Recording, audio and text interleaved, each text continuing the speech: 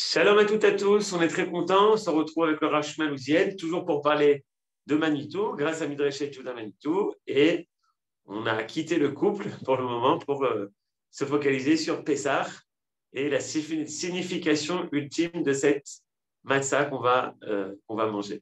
Bechavod. Erev Tov, effectivement, on va parler de la matzah. C'est pas que Manitou écrit beaucoup de choses sur la matzah. Si vous cherchez un petit peu dans les textes de Manitou, vous ne trouverez pas beaucoup de textes qui traitent de la matzah. Mais dans un des textes qui est apparu toujours dans la parole et l'écrit, et il y a effectivement une idée très, très, à mon avis, nouvelle, un véritable chidouche de Manitou sur la signification de la matzah. C'est ce qu'on va essayer de voir maintenant. On va évidemment passer en revue tout ce que Manitou dit avant d'arriver au niveau de la matzah, mais ça va nous servir d'introduction pour pouvoir comprendre en fait quel est le sens profond de cette matzah et de la soirée du Seder plus globalement. Le texte que je vous propose d'étudier, c'est un texte qui est apparu dans les années 85 à peu près, quelque chose comme ça, dans lequel, vous l'avez maintenant devant vous, dans lequel Manitou va parler de la notion de souvenir. C'est en fait, c'est pas tellement l'idée de la Pessah qui est on peut dire comme ça, le thème qui est abordé par Manitou. Le thème qu'il aborde, c'est plutôt la notion de souvenir, Zecher, Zikaron. On en a déjà parlé, mais on va quand même le voir maintenant, même si peut-être avoir un peu des redites, puisqu'on va devoir effectivement revenir sur des choses que Manitou qu'on a vu déjà en fait chez Manitou. On va le faire ça doucement. Il nous dit la chose suivante, j'espère que vous le voyez suffisamment en grand.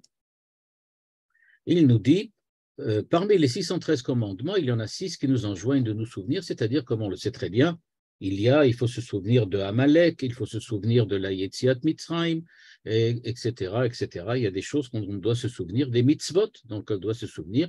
Il en parle de 6, en général on parle de 9, de 10. Enfin, quoi qu'il en soit, il y a des choses dont on doit se souvenir, et parmi elles, il y a évidemment la sortie d'Égypte.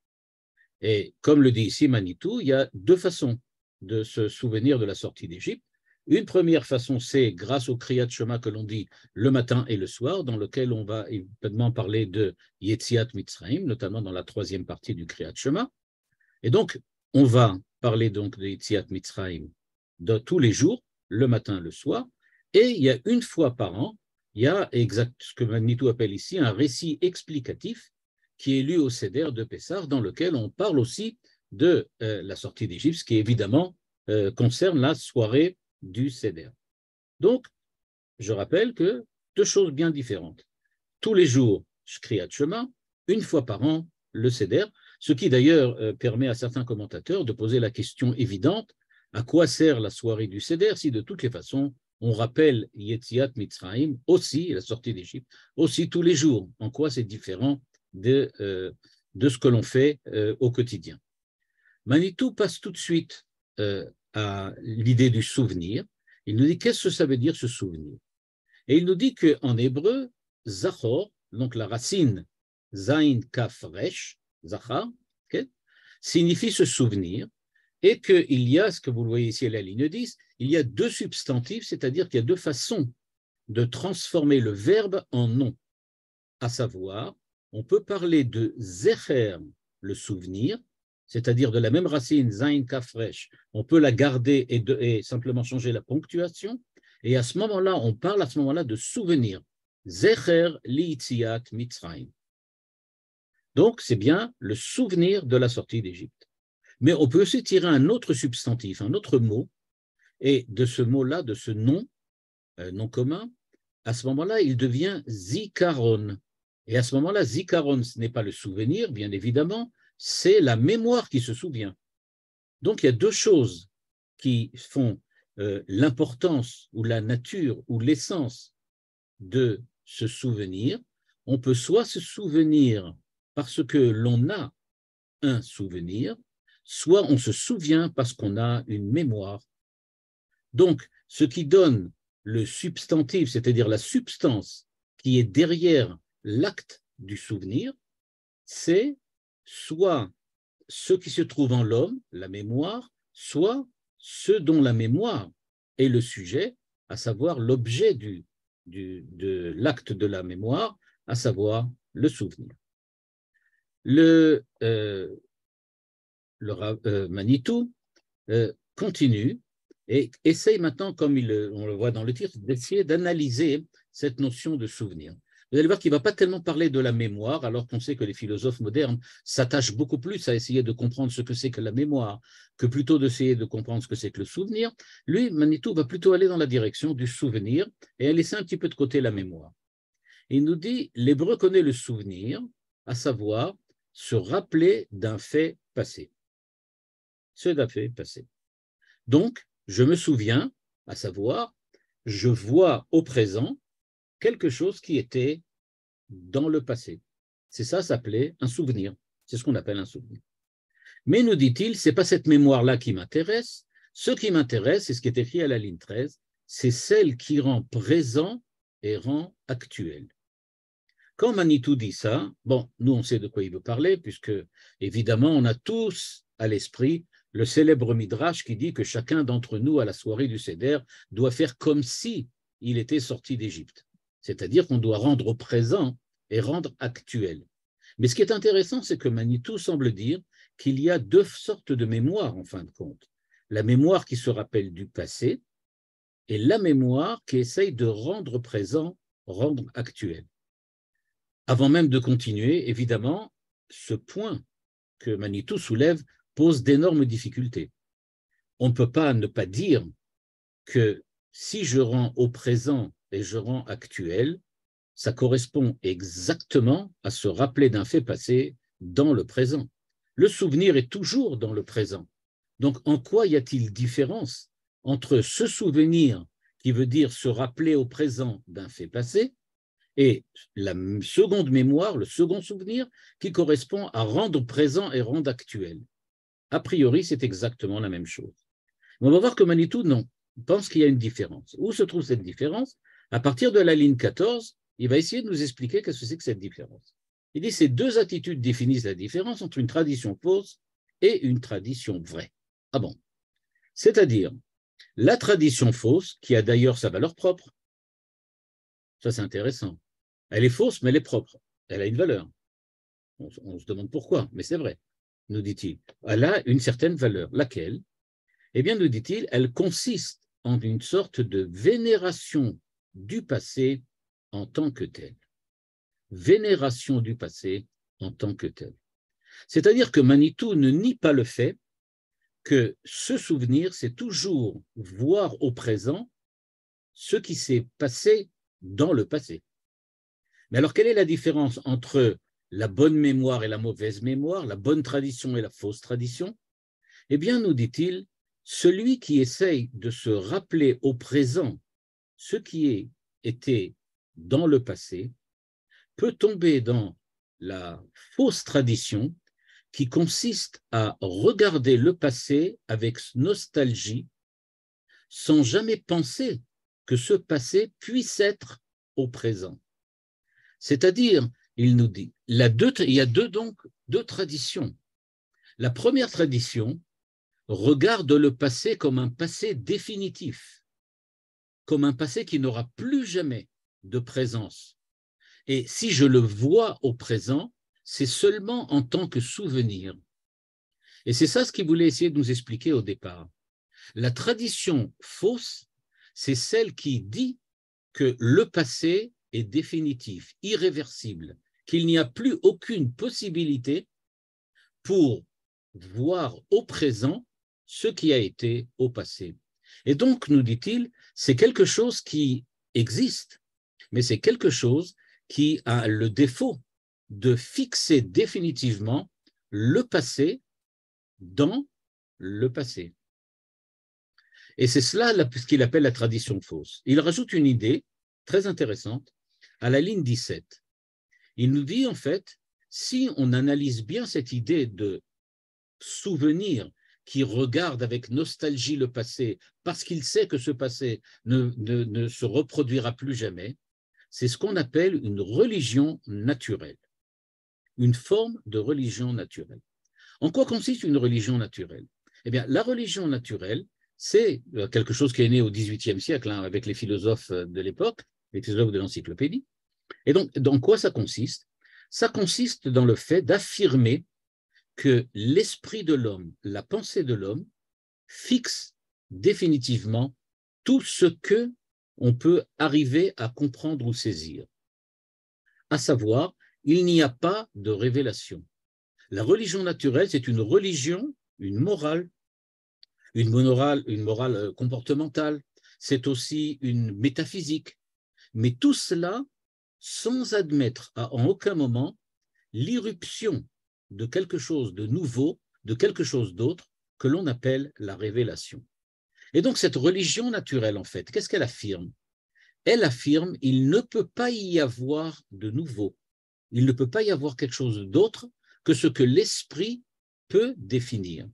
Et de la même manière, le regard que l'on peut avoir avec nostalgie sur le passé, c'est quelque chose qui en fait définit le passé comme quelque chose de définitivement arrivé, et donc il ne pourra jamais non plus se renouveler. Il ne pourra pas avoir de révélation au présent de ce qui a été déjà accompli dans le passé. C'est pour ça qu'il parle d'une forme de la religion naturelle, à savoir regarder avec nostalgie le passé, avec, comme on le voit très souvent, les grands pleurs et les grandes plaintes de toutes les générations, y compris la nôtre, qui se plaignent que si au moins aujourd'hui ça avait été comme hier, comme ça pourrait être bien, etc., etc. Mais malheureusement aujourd'hui toutes les choses sont différentes. Eh bien, il dit toutes ces plaintes, elles ont le défaut, en fait, d'oublier qu'il est possible qu'il y ait quelque chose d'autre que ce que la pensée humaine puisse définir et saisir. Et donc, c'est pour ça que c'est une forme de religion naturelle. L'hébreu, quand il parle ici de l'hébreu, c'est de l'homme hébreu. L'homme hébreu, l'homme d'identité hébraïque, cher à Manitou. Donc, nous dit-il, l'hébreu la connaît aussi en tant que folklore. C'est ça le folklore. On remet les habits du Moyen-Âge, on s'habille avec les habits qu'il y avait, je ne sais pas moi, en Bretagne à l'époque. C'est-à-dire, le folklore, qu'est-ce que c'est? C'est se déguiser en un passé qui ne sera plus jamais là. Alors on s'habille avec, mais tout le monde sait que c'est qu'un déguisement. Donc il dit, c'est un folklore, parce qu'en fait, c'est ça qui est la valeur propre, celui qui n'a pas de passé ne peut pas avoir d'avenir. Pour des raisons impérieuses, tout peuple peut connaître son histoire, et quand il s'agit d'une tradition, il lui faut raccorder les destinées individuelles à l'histoire de la collectivité. Et donc, nous dit-il, cette manière de regarder le passé consiste donc à, premièrement, entrer dans une certaine forme de désespoir dans lequel la déréliction pourrait nous investir si jamais on n'avait pas cette possibilité au moins de dire que notre présent est la suite du passé. Or, comment puis-je dire que le présent est la suite du passé puisque le passé est définitivement terminé, le passé est définitivement effacé. Alors, comment puis-je dire que je suis à la suite? Eh bien, c'est ce que Manitou appelle ici raccorder les destinées individuelles à l'histoire de la collectivité. N'ayant pas de passé vivant, je me rattache à l'histoire de la collectivité. Ma destinée individuelle, mon rapport, ma relation à moi, monsieur X, avec mon passé, se fera par l'histoire racontée de la collectivité, c'est-à-dire un passé déjà mort, un passé déjà momifié, qui va pouvoir en fait me servir de base intellectuelle pour pouvoir me situer à l'intérieur d'une évolution historique déjà terminée. Et donc, l'évolution historique de ma collectivité, de mon pays, de ma nation, de mon peuple, peu importe comment on l'appelle, eh bien, c'est de tout simplement dire je suis parti d'une histoire, mais mon histoire commence maintenant. Le passé est déjà mort. Simplement, je suis comme un élément dans une espèce de grande chaîne, un chaînon dans une grande chaîne qui a commencé il y a longtemps, tous les autres chaînons sont déjà disparus, etc. Moi, je commence une nouvelle histoire, mais elle fait partie d'une histoire de la collectivité. La mienne, elle est tout à fait différente. Quoi qu'il en soit, nous dit Manitou, ce que l'on comprend là, c'est ça, regarder le passé avec nostalgie. Or, dit-il, la révélation faite à Israël, ligne 21, ne s'adresse jamais à l'individu, mais à la collectivité. C'est-à-dire, quand Dieu parle, Dieu se révèle, c'est-à-dire quand on sort de la religion naturelle pour avoir maintenant une religion révélée, eh bien, la religion révélée institue dès le départ le fait que l'homme fait partie d'une collectivité qui reçoit cette révélation. Je ne suis pas moi tout seul, je fais partie d'un ensemble, d'un groupe qui n'est pas là simplement pour me raconter ce qu'il a fait par le passé. Je ne suis pas simplement juif parce que je me sens solidaire de l'histoire juive, mais je suis juif parce que dans le passé, Dieu s'est révélé à Israël et que je fais partie de ce peuple qui a reçu la révélation. C'est pas que simplement je me colle mon histoire personnelle sur l'histoire d'Israël, mais c'est que l'histoire d'Israël est en train de se créer avec moi aussi. J'en fais partie. Et la révélation qui était par le passé me concerne moi aussi aujourd'hui, pas seulement hier. Donc, pour bien montrer la différence, celui qui fait partie de la religion naturelle dont parlait Manitou, c'est quelqu'un qui dit en fait mon histoire personnelle est la suite d'histoires déjà révolues, et mon histoire personnelle, c'est une histoire qui n'a pas de rapport avec la collectivité autre que tout simplement d'être un chaînon, la suite de ce qui s'est passé dans le passé. La révélation d'Israël nous dit non. Quand Dieu s'est révélé à l'Israël, il s'est révélé à la collectivité, c'est-à-dire à moi aussi. Si Dieu s'est révélé à moi aussi, c'est que moi, je fais partie de cette histoire. Je ne suis pas un chaînon qui vient à la suite, je suis un chaînon qui vient au début. J'ai reçu la révélation comme tout le monde, comme tous les gens passés, comme tous les gens futurs et comme ceux qui vivent aujourd'hui. C'est ce que Manitou appelle le salut universel qui est recherché, nous dit-il, c'est cela. Et le salut universel ne peut être délégué à l'individu. Quand Dieu se révèle, Dieu de la création, Dieu le créateur unique, se révèle à Israël, il est bien évident qu'il ne veut pas parler uniquement à celui qui est devant lui, mais il veut parler à l'ensemble de l'humanité d'une façon universelle. C'est la façon universelle dont Dieu se révèle, c'est précisément, nous dit-il, ce qui fait que l'individu n'est pas un individu, il n'est qu'une partie de la collectivité qui reçoit la révélation. C'est pour ça qu'il nous dit, il ne peut l'être en dépit de tous les aléas et handicaps qu'à une nation, un peuple, une collectivité, car dans un peuple, il y a tout et on peut y trouver tous les niveaux de valeur individuelle. À savoir, si Dieu se révèle pour l'universel, se révéler par une seule personne, ça voudrait dire, en fait, qu'il n'y a qu'une seule manière d'être homme. On ne peut pas être homme que, par exemple, je donne un exemple que Manitou va d'ailleurs, par ailleurs, dans d'autres textes expliciter. Pourquoi ne parle-t-on pas d'Abraham, par exemple? Pourquoi ne parle-t-on pas d'Abraham le soir du Seder? Si la révélation est une révélation universelle, dit Manitou, alors ça voudrait dire que si la relation qui se crée entre l'homme et Dieu par la révélation, c'est Abraham, ça veut dire qu'il ne peut y avoir qu'Abraham comme manière d'être homme. Il ne peut y avoir qu'Abraham comme juif. Il ne peut pas y avoir d'autre judaïsme que le judaïsme abrahamique, si on peut l'appeler comme ça. Donc c'est pour ça qu'il nous dit, il faut un peuple parce qu'il faut toutes les manières d'être homme. C'est ça l'universalité. Et donc quand moi, aujourd'hui, j'essaye de me situer à l'intérieur ou en rapport avec la collectivité, on comprend bien que Dieu, s'adressant à la collectivité, avait aussi l'intention de s'adresser à moi. Et donc, cette manière d'être homme que je représente est aussi une partie, une composante de ce que l'on appelle l'universel de la révélation. C'est pour ça, dit Manitou, Dieu n'a pas choisi de faire un rassemblement d'initiés, parce qu'on pourrait effectivement affirmer, puisque c'est ça, attendons qu'il y ait un groupe d'hommes, de spécialistes de la métaphysique, de la philosophie, de la religion, et que ce soit à eux que Dieu se révèle. Il dit non, c'est pas ça qui l'intéresse. Il a voulu un peuple. Ce qu'il voulait, c'est que ce peuple, avec toutes les différences qu'il y a entre chacun des individus qui composent le peuple, il a voulu un peuple, et ce peuple, globalement, a accepté la vocation à la sainteté. Vocation à la sainteté, on l'a déjà vu. Chez Manitou, ça veut dire l'unité des valeurs. C'est-à-dire, il y a des manières d'être homme différentes. Chacun d'entre nous, nous avons une manière d'être homme qui est différente.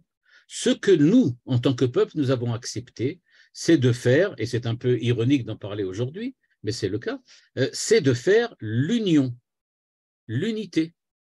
C'est-à-dire que ce que l'on a accepté, en fait, c'est d'être le peuple qui a pour vocation la sainteté, à savoir l'unité des valeurs, que chacune des façons dont chacun d'entre nous représente la manière d'être homme, évidemment s'il a l'intention de le faire selon la révélation. On ne parle pas de quelqu'un qui choisit d'être je ne sais pas moi, un apicoros, mais quelqu'un qui a vraiment l'intention d'être dans la lignée de ce que Dieu veut révéler dans sa volonté à l'homme. Eh bien, si c'est vraiment ça qu'on essaye de faire, eh bien, nécessairement, nous dit Manitou, on a accepté cette vocation de sainteté. C'est pour ça que ce n'est pas un rassemblement d'initiés, c'est tout le monde. Tout le monde doit pouvoir y arriver. Il affirme d'ailleurs, ligne 28, l'individu doit se rattacher à l'identité du peuple, et il fait un très beau jeu de mots, unanime, anonyme. Voilà. Quand est-ce qu'on est vraiment unanime? Quand on est anonyme.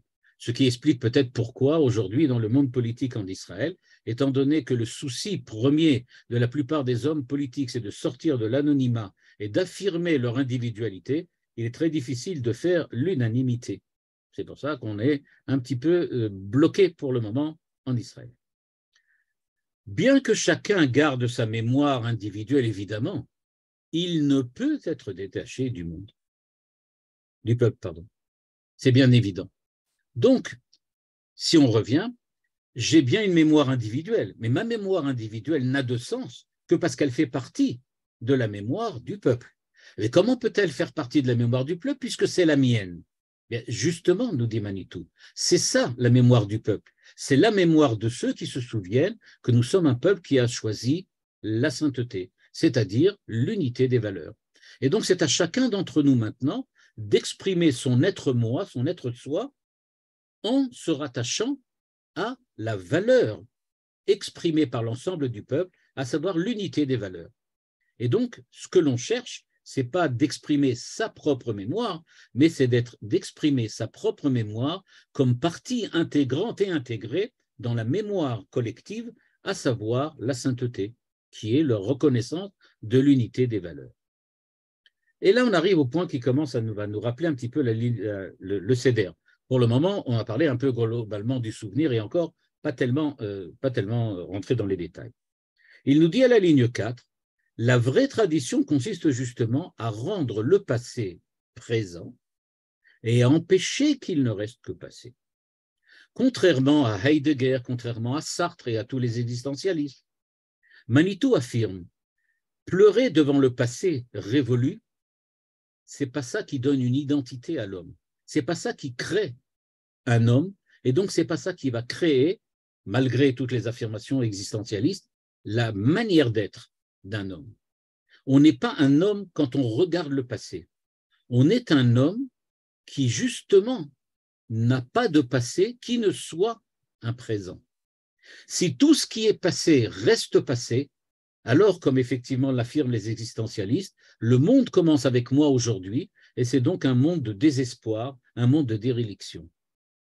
Comment puis-je véritablement avoir une identité à moi quand précisément tout ce qui est passé fait partie de mon présent?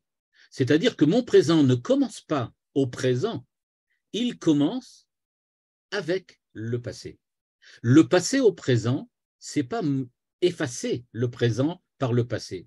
Parce que, ça je suppose que vous l'avez sûrement très certainement vu, qu'il y a beaucoup de gens aujourd'hui qui vivent dans une certaine mélancolie, un certain désespoir, on ne va pas citer de nom, vous les en connaissez tous dans votre entourage, et qui sont toujours là en train de penser à ce qu'il y avait avant.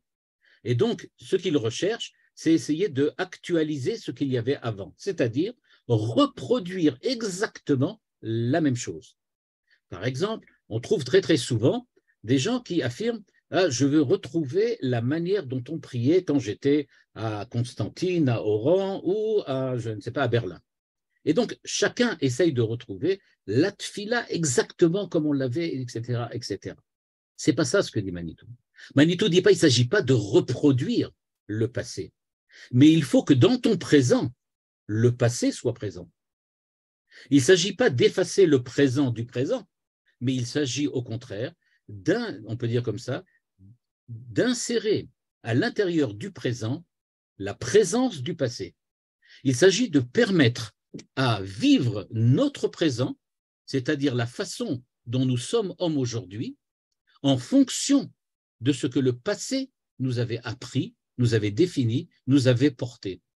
Nous sommes portés par le passé, mais ce n'est pas le passé qui fait le présent, mais le passé est au présent. C'est-à-dire, si on va essayer de regarder, vous allez voir, il va en parler tout de suite quand il va parler du Seder. C'est-à-dire qu'au Seder, qu'est-ce qu'on doit faire? Au Seder, on ne doit pas se rappeler ce qui s'est passé. Ça n'a aucun intérêt. De la même manière que qu'est-ce que ça peut savoir s'il portait des chaussures ou des sandales? Qu'est-ce que ça peut bien changer? Alors, ce n'est pas parce qu'aujourd'hui, je vais dire, puisque les Hébreux avaient des sandales, je vais mettre des sandales aujourd'hui, et qu'est-ce que ça change? Ce n'est pas ça. Alors, de quoi s'agit-il? Eh bien, nous dit-il, il faut savoir qu'ils sont sortis au passé, dans le passé, mais que ce qui s'est passé là-bas avait permis de construire leur manière d'être homme hébreu qui sort d'Égypte. La sortie d'Égypte n'était pas un événement qui s'est produit, comme chez les existentialistes, tout de suite, là, directement au présent. Ils sont sortis d'Égypte parce qu'ils étaient rattachés à la prophétie qu'avait eu Abraham, aux aventures qu'avait eu Yitzhak, à ce que Yaakov avait essayé de construire, ce que Yosef a tenté et malheureusement raté. Quoi qu'il en soit, ils sont venus à la suite de manières d'être homme, qu'on l'on appelle Abraham, modalité 1 d'être hébreu, ensuite Yitzhak, ensuite Yaakov, ensuite Yosef. C'est-à-dire qu'ils ont vécu et passé toutes ces identités, ce que Manitou appelle en général les engendrements, et puisqu'ils sont passés par toutes ces identités-là, puisque nous sommes un peuple de sainteté qui unifie les manières d'être homme légitime, eh bien, toutes ces manières d'être homme, elles étaient présentes le jour de la sortie d'Égypte. Et donc, nous avons vécu une sortie d'Égypte qui était en noyauté, on peut dire comme ça, par Abraham, Yitzhak, Yaakov, Yosef, etc. Et donc, il n'y a pas eu une coupure, une césure entre le passé et le présent, mais le présent des enfants d'Israël était fondé sur toutes les évolutions de l'identité hébraïque qui avaient eu lieu avant. C'est cela ce que Manitou essaye de nous dire ici.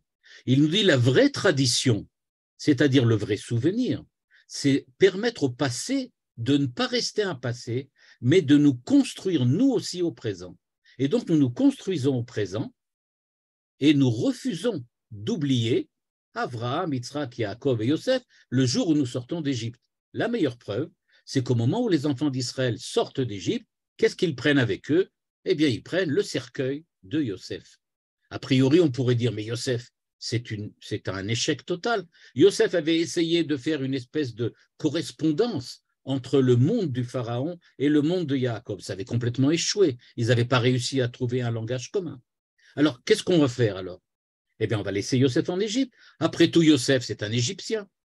Or, Moshe dit non, on va prendre avec nous le cercueil, parce qu'il fait partie de la construction de l'identité que nous sommes en train, maintenant, au présent, de créer. Et donc, quand maintenant, le soir du Seder, nous sommes là, qu'est-ce que nous allons faire, nous dit Manitou? Il dit, là est la signification du rite. Le rite consiste à revivre maintenant l'événement fondateur. Cet événement qui a eu lieu dans le passé, on va le revivre aujourd'hui. Et donc, ce que l'on va faire, ça peut sembler un peu bizarre, mais vous allez voir que ça a tout à fait une logique interne extrêmement forte.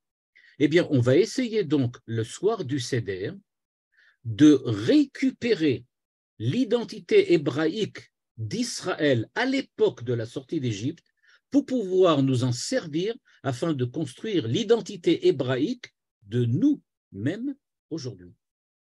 C'est cela ce que l'on essaye de faire. Il ne s'agit pas de dire « je me souviens de la sortie d'Égypte », comme c'était bien, et c'est comme ça que grâce à ce souvenir-là, j'ai un présent qui me semble un peu plus heureux. Non, pas du tout. Il s'agit maintenant de récupérer et d'unifier en nous maintenant, et quand on parle en nous, c'est chaque individu, mais surtout la collectivité, que la collectivité d'Israël aujourd'hui revive au présent cette identité du passé pour pouvoir créer, fonder son identité aujourd'hui en tant qu'Hébreu qui vit la sortie d'Égypte.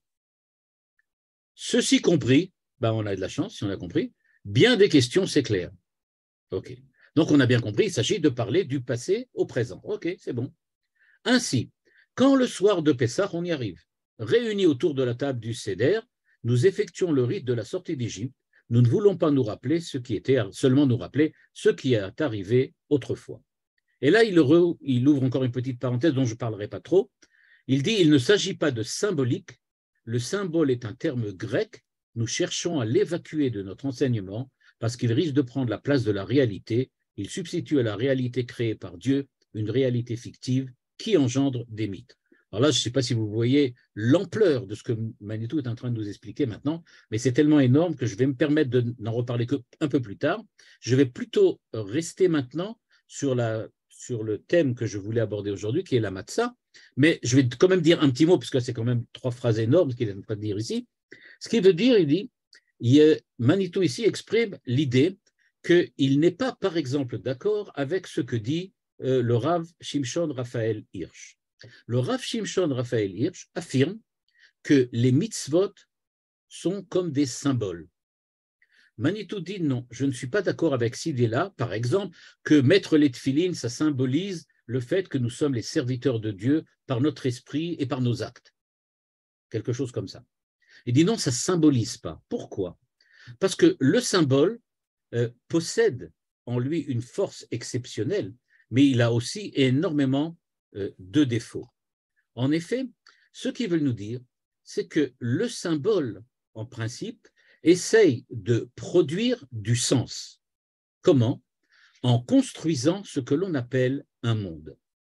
La forme symbolique, c'est quelque chose qui doit permettre à l'homme de pouvoir donner à quelque chose qui est là devant lui présent une présence qui dépasse cette propre présence. Je m'excuse un peu pour le caractère obscur de ce que je suis en train de dire.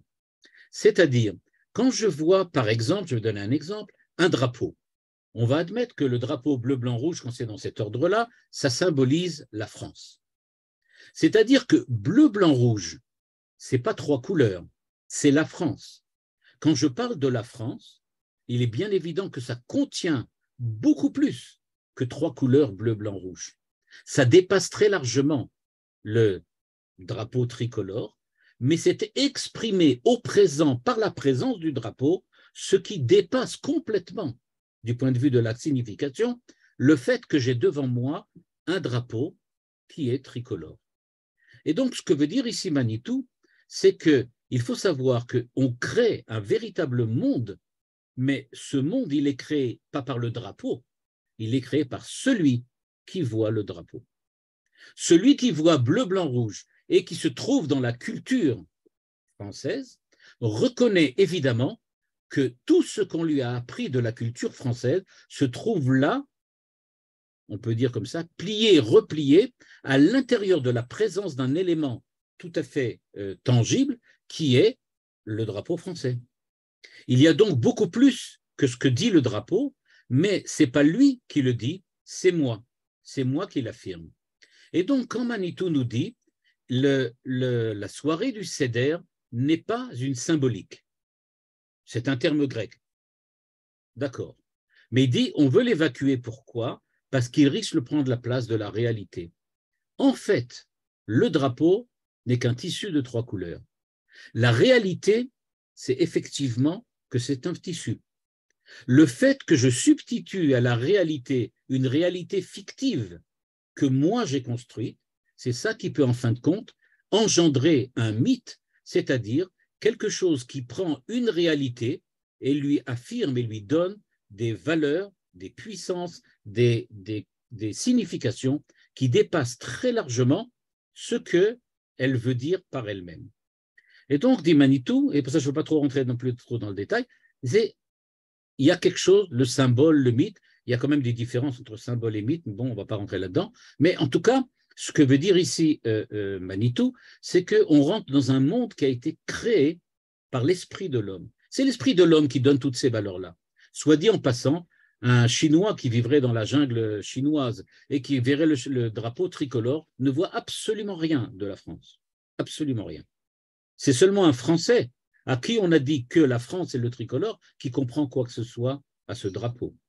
Et soit dit encore une fois en passant, c'est pour la même raison qu'un drapeau se dit Ness. Ness, c'est un drapeau ou bien un miracle. Pourquoi? Parce qu'au fond, tous les deux ont le même défaut. Le miracle n'est un miracle que si moi, je suis capable de le décrypter comme un miracle. Si moi, je ne vois qu'une réalisation naturelle, eh bien, il n'y a pas de miracle. C'est moi qui ai créé le miracle en le voyant, en disant oui, ça c'est un miracle. De la même manière, c'est moi qui crée la présence de la France quand je vois un drapeau tricolore posé sur un mur. Je dis ah, ça c'est français, mais c'est moi qui le vois comme ça. Ce n'est pas dans la nature même de la chose. C'est pour ça qu'il parle ici d'une réalité créée par Dieu et puis une réalité fictive qui engendre les mots. En tout cas, revenons-en donc à la soirée du Seder, puisque c'est ça qui nous intéresse. Donc, nous dit-il, et là c'est la seule phrase où Manitou parle de Matzot. Ben là, on y arrive, on est bon. Voilà ce qu'il nous dit. Quand le soir de Pessah, nous mangeons du pain sans levain, des Matzot, cela veut dire que nous changeons de nourriture. Puisque nous commémorons l'événement du commencement, nous prenons du pain du commencement qui ne provient pas d'un levain antérieur. Ce rite charge le moment que nous vivons de la signification qu'il avait dans le passé et rend celui-ci présent, actuel, mais en évitant la symbolique, le symbole. Que veut-il dire exactement? Eh bien, c'est ça qui est intéressant, c'est précisément l'idée que Manitou donne, la signification qu'il donne au Matzot. Alors, je vais simplement me permettre de rappeler quelque chose que vous connaissez tous, parce qu'effectivement, vous le connaissez. À savoir, tout le monde sait que la matzah, c'est le symbole, là j'utilise le mot symbole, à tort et à raison, comme on dirait, en tout cas, le symbole de la modestie, de l'humilité. On sait qu'on a en général l'habitude de dire que manger du pain, c'est quelque chose comme orgueilleux, parce que le pain gonfle grâce au levain qui est à l'intérieur, et donc ça représenterait, je n'ai pas dit symbolique cette fois-ci, ça représenterait donc le fait que l'homme a tendance à se prendre au sérieux, à se mettre en avant, à exprimer orgueilleusement sa présence. Et à l'opposé, la matzah, c'est quelque chose qui n'a pas de levain, qui ne gonfle pas, et donc ça exprime plutôt l'humilité, ça exprime la modestie. Ce n'est pas dans cette direction que va du tout Manitou. Manitou nous dit, regardez comment est fabriquée la matzah, et vous allez comprendre quelle est la signification de la matzah. La matzah est fabriquée à l'opposé du pain, sans l'utilisation du chametz, du levain. Que représente le chametz? Eh bien, le chametz, en général, il s'agit de pâte qui a déjà été faite dans le passé, une pâte à pain qui a déjà été faite, qui a moisi et qu'on utilise comme ferment pour précisément permettre à la nouvelle pâte que nous sommes en train de pétrir de pouvoir gonfler et devenir du pain. C'est-à-dire que pour créer un nouveau pain, j'utilise un ancien pain.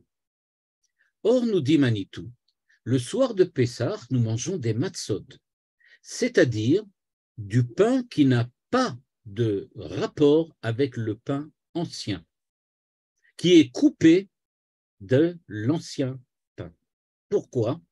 Parce que, dit-il, en changeant de nourriture, on va maintenant manger du pain qui est complètement nouveau. C'est à partir de maintenant que tout commence. La matzah, ça n'indique pas le fait que nous soyons modestes vis-à-vis on peut dire comme ça, d'un quotidien qui en général est imbibé d'orgueil et de suffisance, mais il s'agit au contraire d'une façon d'agir qui nous coupe de l'influence, j'aurais pu dire, du passé pour recommencer, renouveler un nouveau processus. Et donc, nous dit-il, nous commémorons l'événement du commencement. La sortie d'Égypte, c'est un commencement. Nous prenons du pain du commencement qui ne provient donc pas d'un levain antérieur. C'est-à-dire qu'aux yeux de Manitou, je lis maintenant la ligne 20, nous vivons de la signification qu'il avait dans le passé et rend celui-ci présent en évitant le symbole. Donc, on va essayer maintenant de dire que quand je mange maintenant de la matzah m'oblige à faire un renouveau, un recommencement. En principe, d'une certaine façon, quand on recommence, ça veut dire qu'on a déjà commencé dans le passé, évidemment. Mais nous dit Manitou, non, ici, il ne s'agit pas de recommencer la même chose. C'est-à-dire, on ne veut pas prendre le levain antérieur et l'utiliser comme ce qui va créer notre pain d'aujourd'hui. Je ne veux pas refaire au présent exactement ce qui est dans le passé. Ça, c'est la nostalgie. Ça, c'est les pleurs devant le passé qui ne reviendra plus et qu'on essaye simplement de recopier. Ce que l'on essaye de faire, c'est de faire aujourd'hui un nouveau pain, mais un nouveau pain comme le pain qu'ils avaient eu à l'époque. C'est-à-dire, on essaye de faire un commencement qui soit aussi un renouveau de commencement, mais un renouveau de commencement qui ne soit pas la copie conforme du passé. Il s'agit donc maintenant de faire du nouveau sur le modèle du passé sans reprendre le passé. Il ne s'agit donc pas de faire encore une fois la même chose, mais il s'agit de faire autre chose qui soit comme ce qu'ils y ont fait au passé. Mais alors, si je fais comme, c'est que c'est pareil. La réponse de Manitou est très fine. Il dit non, c'est pas pareil. Parce que ce qu'ils ont fait au passé, c'était un nouveau commencement. Ils ont commencé quelque chose qui, avant, n'existait pas. À savoir, la sortie d'Égypte représente quelque chose que Manitou a appelé tout à l'heure un événement fondateur. À savoir que ce qui s'est passé lors de la sortie d'Égypte était quelque chose qui ne s'est jamais passé avant. La sortie d'Égypte est donc le point de départ de la possibilité de faire quelque chose de nouveau. Si je suis capable de faire quelque chose de nouveau, je ne vais donc pas refaire ce qu'ils ont fait. Je vais faire aujourd'hui du nouveau comme eux ont fait du nouveau. Je copie le passé en justement ne faisant pas ce qu'ils ont fait, parce que ce qu'ils ont fait dans le passé, c'est du nouveau. Donc moi aussi, je vais faire du nouveau. Ce qui nous lie avec le passé, c'est le fait que tous, moi aujourd'hui, eux dans le passé, on fait du nouveau. On fait un commencement. C'est ça qui nous lie. C'est ça qui nous met en relation. Comme eux ont commencé, moi aussi je commence. Mais évidemment, mon commencement n'est pas leur commencement.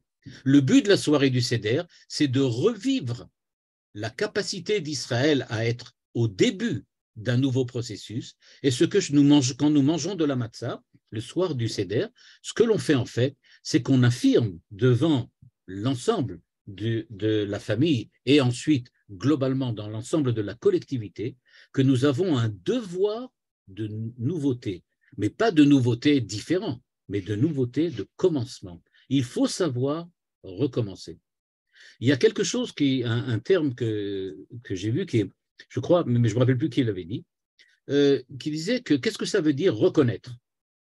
Je connaissais quelqu'un et puis je l'ai oublié. Et brusquement, je le reconnais. Ok. Alors, qu'est-ce que ça veut dire reconnaître? Alors, tout le monde dit, bah, reconnaître, c'est très facile. C'est quand tu connais une seconde fois. Ok. Mais en fait, on pourrait lire ça d'une manière un petit peu différente. Et je propose de le lire de cette façon-là. Reconnaître, on pourrait le diviser en 3 parties. Reconnaître. Naître comme quelqu'un qui est né, un nouveau-né, un bébé. Reconnaître, ça voulait dire que je nais à nouveau, je commence à nouveau, comme on dit colocataire, ça veut dire connaître, ça veut dire naître en même temps, parallèlement.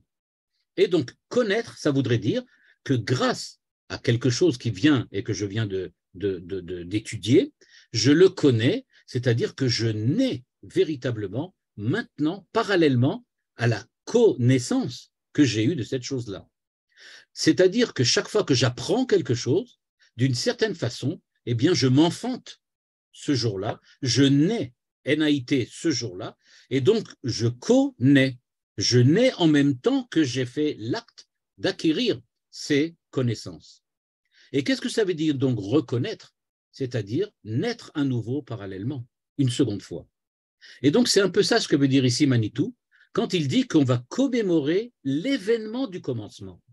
On n'essaye pas de commémorer ce qui s'est passé, on essaye, grâce à la commémoration, c'est-à-dire se mémorer en même temps, eh bien, on essaye de se mémorer en même temps, c'est-à-dire on essaye de véritablement renaître à nouveau. On renaît aujourd'hui grâce au fait que nous nous souvenons du passé et que ce passé influence évidemment notre présent. Et c'est un peu ça, là, donc, le sens de ce que veut dire la matzah. Donc, la matzah, c'est précisément savoir que si votre seder cette année ressemble à celui de l'année dernière, c'est qu'il y a quelque chose de raté. C'est que ce n'était pas ça. La nuit du seder, ça doit être quelque chose d'entièrement nouveau, mais entièrement nouveau en se souvenant du même passé que l'année dernière. Il y a un peu cette image du cercle dans lequel on voit qu'il y a un cercle, et donc on a l'impression que tout revient. Donc, l'année dernière, il y avait le Seder, cette année, il y a un Seder, et effectivement, on en recommence et c'est la même chose. En fait, ce que nous dit Manitou, il faut que ça ne soit pas un cercle, mais une spirale. C'est-à-dire que chaque année, on revienne au même moment et qu'on recommence à tourner encore une fois, mais avec un rayon différent. C'est-à-dire qu'on doit être maintenant différent. On commence quelque chose, comme l'année dernière nous avons commencé, comme l'année d'avant nous avons commencé, comme les enfants d'Israël ont commencé le jour où ils sont sortis d'Égypte. Et donc, ce que ici Manitou semble dire, c'est qu'il doit avoir une véritable renaissance d'Israël au moment de la sortie d'Égypte, parce que la sortie d'Égypte, c'est un commencement, un début qui n'a pas de fin. Peut-être la finalité de l'histoire sera d'arriver au temps messianique, mais le commencement, c'est-à-dire le début, ce qui fait le départ de la chose, est en un début en permanence. D'une certaine façon, quelque chose qui commence ne finit jamais puisqu'il commence. Il va peut-être finir plus tard, mais le début, l'instant du commencement, l'instant du début, l'instant où émerge quelque chose de nouveau, c'est quelque chose qui n'arrête pas d'émerger, qui n'arrête pas de commencer. C'est ça la sortie d'Égypte et c'est ça le but de la matzah. La signification de la matzah, c'est que la Torah chez Béal Pé, elle a beau être la Torah chez Béal Pé, c'est-à-dire qu'elle explicite, qu'elle donne son sens au verset de la Torah, la Torah chez Birtav, mais il ne faut pas oublier que tous les ans, tous les jours, tous les mois, il y a une nouvelle Torah chez Béal Pé, où il y a des éléments de Torah chez Béal Pé qui interviennent. Chaque fois qu'un Rav fait un nouveau responsable, chaque fois qu'un orateur explique quelque chose de plus, il y a du nouveau à chaque fois qui se fait. C'est-à-dire que la Torah chez Béal Pé n'a pas de fin, parce que précisément, elle est toujours au début. Yetziat Mitzrayim que l'on fête le soir du Seder, c'est pas le fait que nous étions sortis d'Égypte, mais c'est le fait que nous sommes en train de sortir. Et c'est ça ce qu'on fait le soir-là. Kol echad tzarich lehargish keilu ou yatsa ou yotze mi Mitzrayim. Il faut savoir que nous sommes en train de sortir. C'est au présent que ça se passe. C'est-à-dire que, si je voulais faire une image comme ça, ce que Manitou semble dire, c'est qu'il faut vivre la sortie d'Égypte dans le présent du présent et pas dans le passé du présent. Il faut savoir vivre le présent de la sortie. Je dois sortir cette année. C'est-à-dire il doit y avoir du nouveau. Quelque chose qui n'était pas là l'année dernière et qui n'était pas là même pas hier ni il y a 10 minutes. Il y a quelque chose de nouveau. C'est ce qu'on appelle manger la matzah. La matzah, c'est du nouveau pain mais qui n'a plus aucun rapport avec l'ancien, en ce sens qu'il est complètement nouveau. De la même manière qu'un rave qui donne un chidouche sur une sugya de l'Agmara, ou un rave qui vient donner une interprétation qui n'a jamais été encore donnée, vient apporter quelque chose de complètement nouveau sur un thème dont tout le monde a déjà parlé depuis maintenant des millénaires. Mais il apporte quelque chose de nouveau. C'est ça, Yetziat Mitzrayim.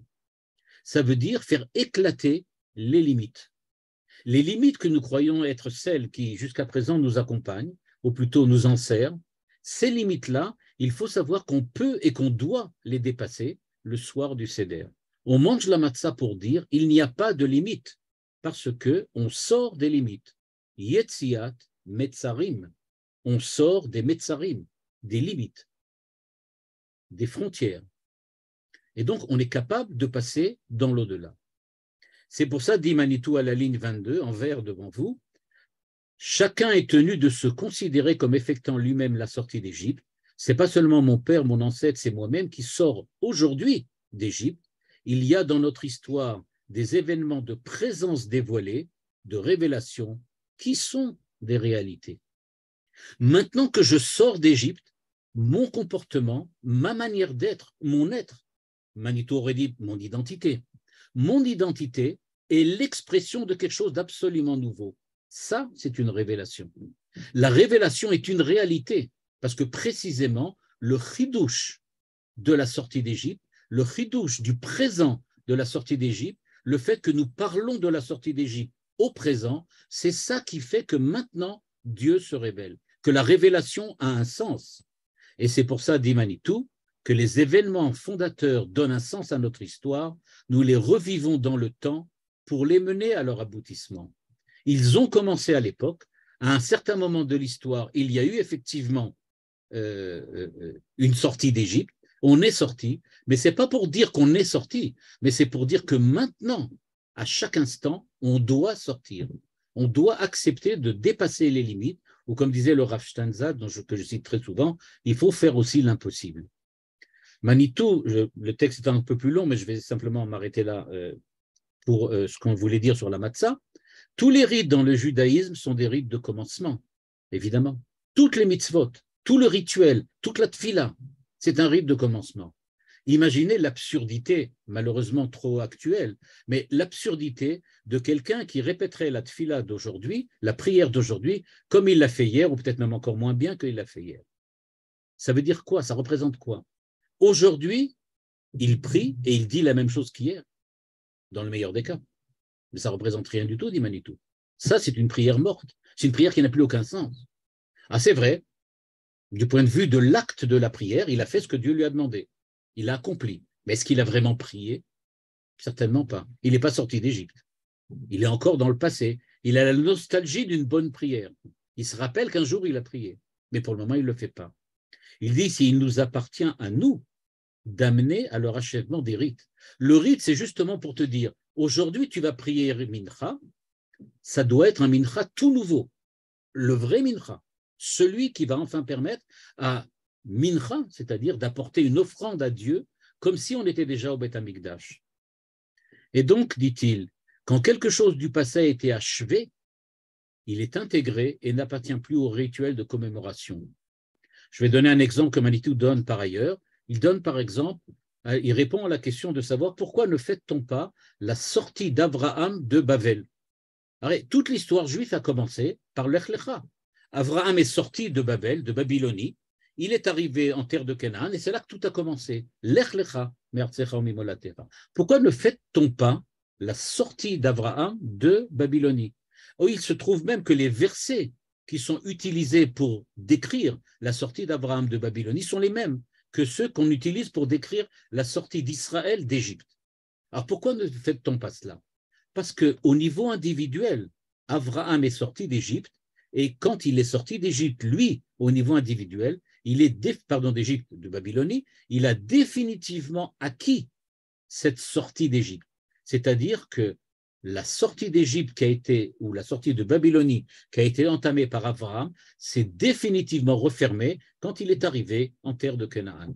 Il n'y a plus rien de plus à faire pour l'humanité, pour l'universalité, que de constater qu'Abraham a réussi à sortir de Babylonie.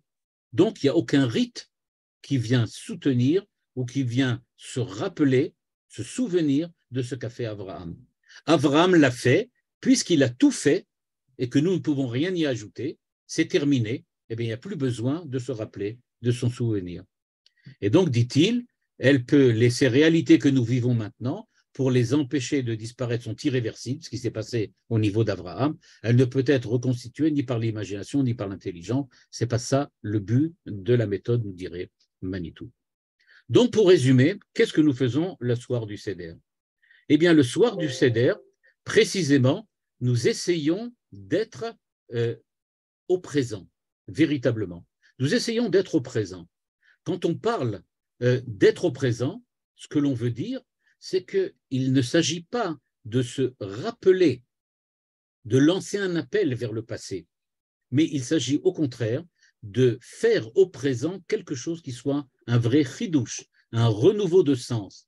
Il s'agit de renouveler le sens du passé.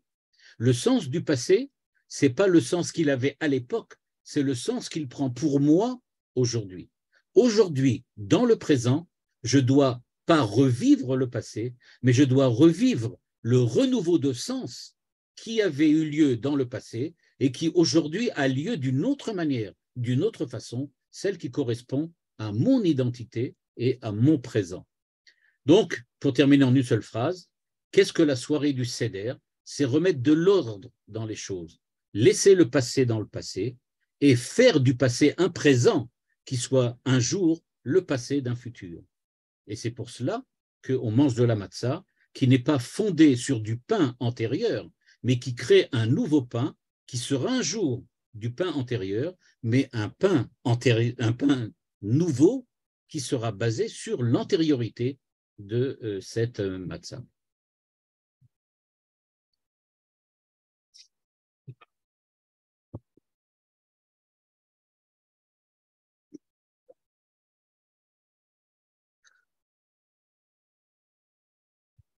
Je ne sais pas si vous pouvez ouvrir les micros, mais je crois que oui, je pense que oui.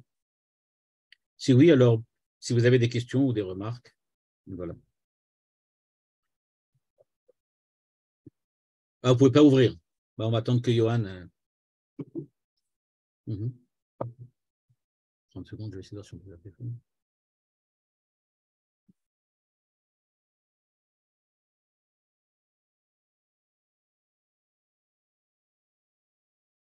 Parler du Seder. En tout cas, moi, je peux enlever les trucs. Je vois que je peux enlever les micros. À chacun, oui. Moi, je peux enlever les micros, mais le problème, c'est savoir comment je peux le faire pour tout le monde à la fois. Ceux qui veulent parler. Oui, ben, essayez de voir. Ceux qui veulent parler. Oui, ceux qui veulent parler, qui me disent, tu veux parler, non, je vais essayer de l'enlever, toi. Voilà. Hop. Annette. Youssef, tu arrives, on t'entend? Oui, maintenant oui. Désolé, je n'avais pas pu assister au début. C'est quoi la référence du texte? Où est-ce qu'il est? Ah, le texte, je m'excuse, je ne l'ai pas dit. Le texte, c'est toujours, donc c'est dans le recueil de M. Goldman, toujours, c'est dans le 2e volume, page 566, c'est quelque chose qui s'appelle Souvenir du présent, souvenir du passé, quelque chose comme ça. Merci. Merci beaucoup. Je voulais vous poser la question de ça. C'est adressé à une sœur? Non, c'est un entretien que Manitou a eu avec une sœur, la sœur Imérald, je ne sais pas quoi, un nom un peu chrétienne. Voilà. Et donc, c'est un entretien qu'il a eu avec elle qu'elle a reproduit par écrit et qui est donc apparu 2 fois. D'ailleurs, comme vous le verrez là-bas dans le texte, ça a apparu 2 fois de suite. La première fois, ça a apparu dans les années 80, 88, quelque chose comme ça. Et la deuxième remarque que je voulais vous dire, c'est on pourrait appliquer au Pessah de chaque année ce qui se passe dans la vieillesse, parce que là, vous avez une moyenne d'âge assez élevée, tout le monde un peu. Et quand on vit, on est avec le passé, mais on continue quelque chose de nouveau. La vieillesse, c'est nouveau. Disons que le rabbi de Lubavitch disait quelque chose qui ressemble beaucoup à ce que dit ici Manitou. Il disait que être vieux, c'est quand toi, tu décides que tu es vieux. À partir du moment où tu décides que tu es vieux, alors effectivement, ça y est, tu es vieux. mais ce n'est pas une décision. Maintenant, il n'empêche que le rabbi de Lubavitch ne répond pas au problème des articulations et des rhumatismes. Ça aussi, ça semble dire qu'on est vieux. Oui, vas-y, Moti, tu peux parler. Oui, est-ce qu'il n'y a pas un risque de régression dans vouloir renouveler un chidouche au cours des temps? C'est-à-dire, au départ, on se réfère à la motivation ou aux éléments qui ont permis le Ham Israël de sortir d'Égypte. Et nous, à chaque génération, et en particulier maintenant, puisqu'on vit maintenant, c'est en voulant essayer de... On va essayer, il y a une régression au niveau du lien, ouais, et on va peut-être se déconnecter un peu trop non seulement des minagim, mais des valeurs, en ne pas être adouk, comment est-ce qu'on dit, aux minagim qu'il y avait à l'époque. Et pour ça qu'il y a des rabbinim, mais enfin, quand on voit la halakha, on dit il faut faire exactement et tout, et attention, il faut chronométrer. On est très médactek, c'est pas de la rouchaniout, on est médacdekim sur tous les gestes qu'on fait, c'est-à-dire. Qu'est-ce que ça veut dire que ce n'est pas de la rouchaniout? Il est clair que la halakha nous fixe exactement ce qu'il faut faire. Là, il n'y a pas de discussion possible. Donc, quand la halakha nous fixe ce qu'il faut faire, elle le dit exactement et elle donne exactement tous les détails. Il ne s'agit pas ici de se souvenir, il s'agit là de légifération. C'est-à-dire qu'on a légiféré, on a décidé que ça sera telle et telle manière de faire et telle manière d'accomplir le rite. Ça, c'est une chose. Ça n'a pas de rapport avec le souvenir. Quand il s'agit de se souvenir, je ne me rappelle pas de la façon dont je fais la mitzvah, mais je me rappelle de la façon dont la mitzvah vient intervenir dans la création de ce que Manitou appelle l'identité.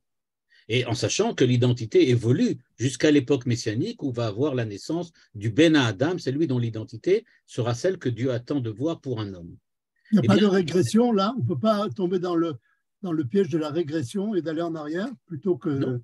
Pourquoi pourrait-on tomber en arrière? Au contraire, puisqu'il dit qu'on ne doit aller que de l'avant. Il faut se rappeler que le Yetziat Mitzrayim, et c'est peut-être ça la réponse à la question que j'avais posée au début, quelle différence y a-t-il entre Kriyat Shema et la soirée du Seder? La soirée du Seder, on se commémore le fait que tous les jours, on doit faire Kriyat Shema d'une nouvelle manière. C'est ça ce qu'on commémore. On vient se rappeler que tous les Kriyat Shema qu'on va faire durant l'année doivent être un renouveau permanent parce que se rappeler de la sortie d'Égypte, ça veut dire vivre au présent, un présent qui ne soit pas un passé, mais un présent qui soit un vrai présent et qui ne soit pas acquis par le passé et inversement que le passé ne soit jamais mort, puisque comme c'est un présent et un renouveau, comme j'ai essayé de l'expliquer, le renouveau étant toujours renouveau, puisque c'est ça sa qualité. Il est qualité d'être renouveau. Donc si c'est nouveau, c'est toujours nouveau. C'est après que ça devient ancien, si je le laisse oublier. C'est pour ça qu'on dit Chadesh Yamenu Kekedem. Exactement. On dit Chadesh Yamenu Kekedem, ça ne veut pas dire recommence à zéro, mais ça veut dire fais aujourd'hui comme avant tu avais fait autre chose. Fais du nouveau comme tu en faisais dans le passé. Toda Rabba. Bon, je crois que ça va. Merci beaucoup. Toda Rabba, Rabouziel. Merci beaucoup. Toda Rabba. Chag Sameach Vekacher. Pessar Kasher Vesameach. Toda Rabba à tous. Kol Tov.